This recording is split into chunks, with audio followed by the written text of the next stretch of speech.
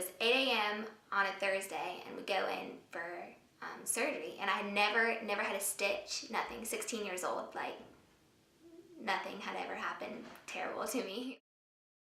And then I don't remember anything until like probably 2 days later.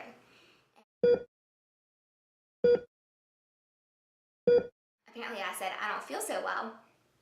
And within a few seconds later, I had a brain seizure and cardiac arrest. So, you know when they have the heart rate monitors and it like has the lines, like it was completely flat for 4 minutes. And like, this is not a joke.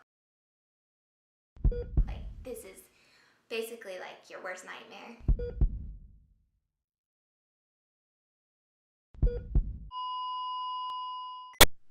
About an hour and a half later, the chaplain of the hospital, the VP of the hospital, and some of their representatives come out, and one of the doctors come out and say, Mr. and Mrs. Seeley, like, we need to speak to you in a private room.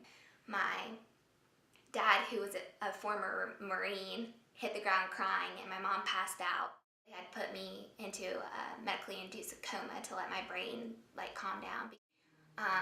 And so I woke up and my hands were tied down and I had 14 IVs like going down the left side of my body.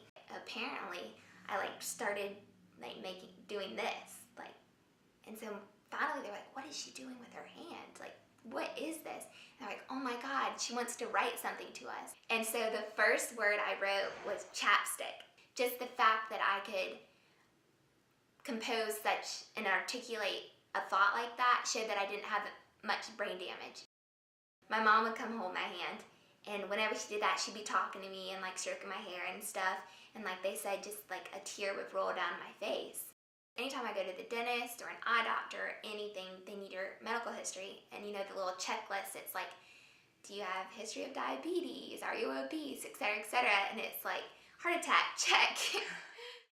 I was lucky because the best place to have a heart attack or heart failure is like in a hospital, you know, because if they hadn't had a defibrillator there, like, I mean, who knows what would have happened.